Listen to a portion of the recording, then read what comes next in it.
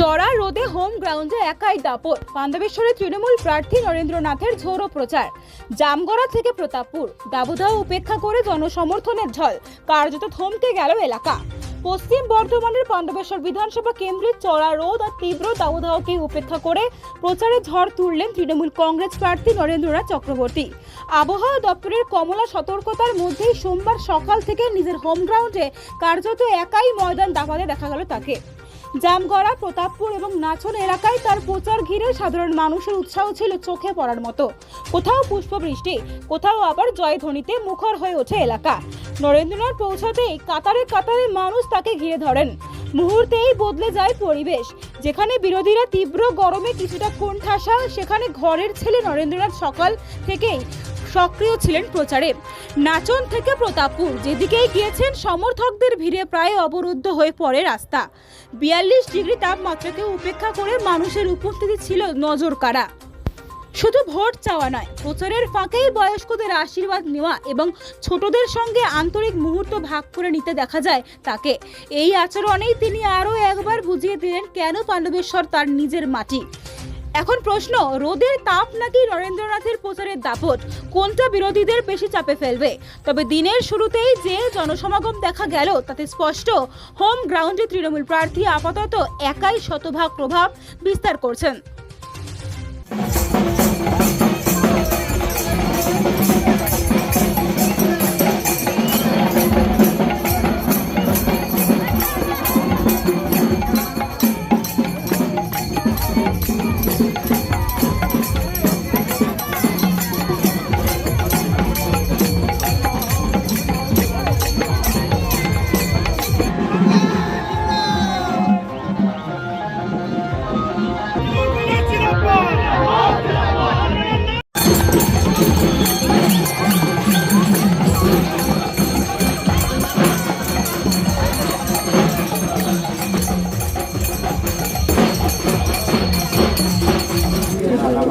দাদা, গ্রীষ্মের প্রচণ্ড দাবদাহ, সেইটা উপেক্ষা করে আপনি পাণ্ডবেশ্বরে দুর্গাপুর, ফরিদপুর ব্লকের বিভিন্ন গ্রাম আজ প্রচার পর্ব সারবেন, কী বলবেন? আজকে পয়লা বৈশাখ,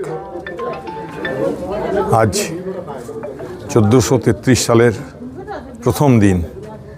আজকে সকাল থেকেই আমার প্রতাপপুর গ্রাম পঞ্চায়েতের বিভিন্ন গ্রামে ঘোরা ছিল। একটু বাকি ছিল কিছুটা অংশ, সেটাই সেরে ফেললাম। যেহেতু সকালবেলায় একটা মিটিং ছিল, পিটটপ মিটিং, মিটিং ছিল, সেই জন্য একটু ঢুকতে দেরি হয়েছিল। ন্যাচারালি আমাকে তো, আমার জন্য আমার কর্মী সবাই, কয়েকশো কর্মী সমর্থক, তারা সবাই রোডে দাঁড়িয়েছিলেন। তারা বাজনা বাজিয়ে আমাকে গ্রামে নিয়ে গেলেন। গোটা গ্রাম ঘুরলাম, আমি খুব উপভোগ করলাম। তবে আজকেও সুগার বাড়বে, কারণ সবাই আজকে কিন্তু ছাড়েনি কেউ। তবে সবচেয়ে আমি এনজয় করেছি আমাদের দলের একজন কর্মী, সে প্রথম থেকে আমাকে বলছিল যে আমার বাড়িতে আজকে খেতে হবে, আমার বাড়িতে আজ খেতে হবে। আমরা আজ পয়লা বৈশাখ, আমি আজকে বাড়িতে খাবো। বললো না, আমার বাড়িতে খেতে হবে। তো যে আমাকে ভালোবাসে, তার কাছে ভালোবাসার ইয়েতে আমি হেরে গেলাম। বললাম ঠিক আছে, তাড়াতাড়ি নিয়ে এসো। তাহলে রাস্তা দাঁড়িয়ে খেলাম লুচি, বাঁধাকপি তরকারি আর আখের গুড়। হ্যাঁ, এবং সবাই ছিল সঙ্গে, তো খুব এনজয় করেছি। মানুষের কীরকম সাড়া পাচ্ছেন?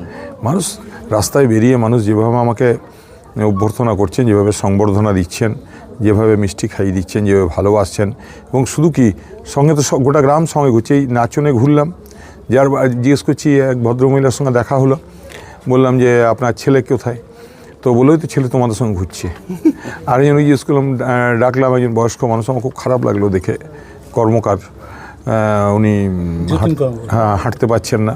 তা আমি ওনাকে বললাম একটা যাই হোক, তো ওর ছেলেকে ডাকলাম, বলে ছেলে কোথায়? না, ছেলে তোমাদের সঙ্গে ঘুরছে।